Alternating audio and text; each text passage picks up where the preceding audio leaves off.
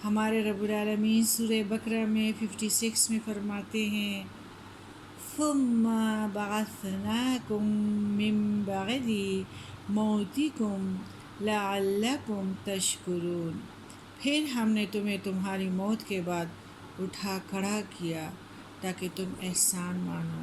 اللہ بنی اسرائیل کو ایک ایک کر کے اپنے احسانات یاد دلا رہا ہے تاکہ وہ ان کو پیش نظر رکھتے ہوئے برے کاموں کو اور شرک کو چھوڑ دے اور سیدھی راہ پہ لوٹ آئیں اور اس پر گامزن ہو جائے، ثابت قدم رہے۔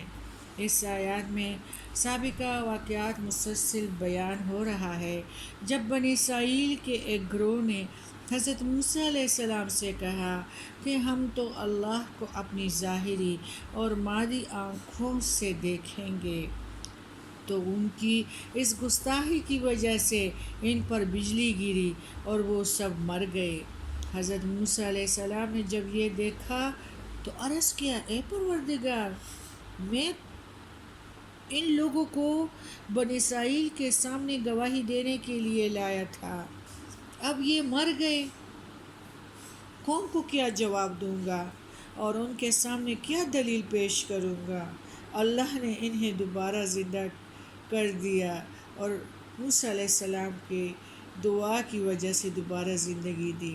اس آیات میں اللہ نے بنی اسرائیل کو اس حقیقت کی طرف بھی متوجہ کیا ہے اور ارشاد فرمایا ہے کہ تم میرے اس احسان کو یاد کرو کہ میں نے تمہیں موت کے بعد دوبارہ زندگی بخشی اور اس کا شکر ادا کرو۔ شکر ادا کرنے کی صرف یہی صورت ہے کہ بے دینی اور گمراہی چھوڑ کر اللہ کا حکم بجا لاؤ۔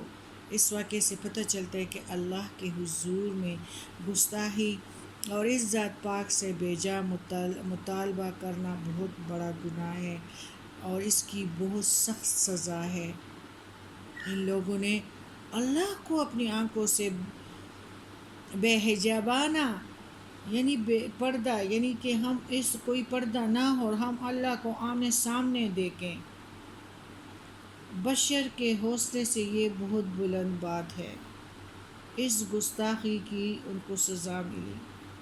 ہمیں بھی چاہیے کہ اللہ اور اس کے رسول حضرت محمد مصطفیٰ صلی اللہ علیہ وآلہ وسلم کی ہر بات کو شک و شبہ کے بغیر مان لے، اس میں خواہ مخواہ کی نکتہ چینی، دلیل بازی پیدا کرنے کی کوشش نہ کرے۔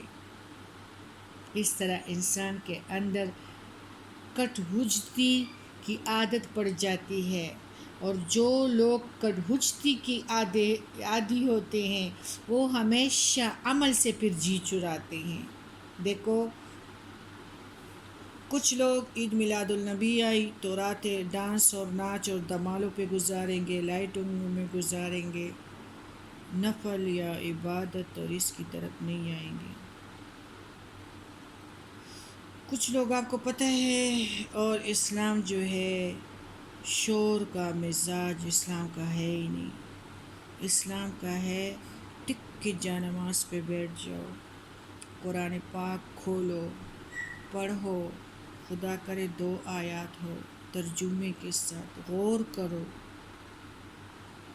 تو جو لوگ کٹ حجتی کے عادی ہوتے ہیں نا، تو وہ اسی طرح میلوں میں اپنے آپ کو شغلوں میں اور غلو میں، فضول چیزوں میں لگ جاتے ہیں اور اپنے وقت کو ضائع کرتے ہیں۔ اب ہمیں دیکھنا چاہیے اس آیات کی روح سے کہ ہم اپنے آپ کو ضائع کرنے سے بچائیں اور صرف اللہ تعالیٰ کی یاد میں اور پیارے نبی کریم صلی اللہ علیہ وسلم کی نقش قدم پہ اپنی زندگی کو رکھنے کی کوشش کرے اور صحیح ٹریک پہ چلنے کی عادت ڈال دے۔ یہ کون سی بات ہے کہ ادھر ادھر نکلو گے، تھکاوٹ ہوگی لیکن اپنے مقصود تک نہ پہنچ پائیں گے، تو یہ تو اصل چیز تو نہیں ہے نا. اس لیے ان سارے بدعتوں سے بدعوانیوں سے اپنے آپ کو بچانے کی کوشش کرنی چاہیے. نفس کے گھوڑے کو قابو میں کرنا چاہیے. نفس کے گھوڑے پہ بیٹھنے کی سزا کیا ہے؟ ایک بڑے کھڈے میں گرو گے، سجین کے بعد جہنم میں. ابھی آپ خود سوچئے کہ ہمیں کون سا رستہ صحیح ہے. صحیح رستے میں آسانی بھی ہیں، تھکاوٹیں بھی نہیں ہیں، آرام بھی ہیں اور سہولتیں بھی ہیں، اور بڑے بڑے محل فارم ہاؤسوں سے بھی خوبصورت جنت ہمارے انتظار میں ہے.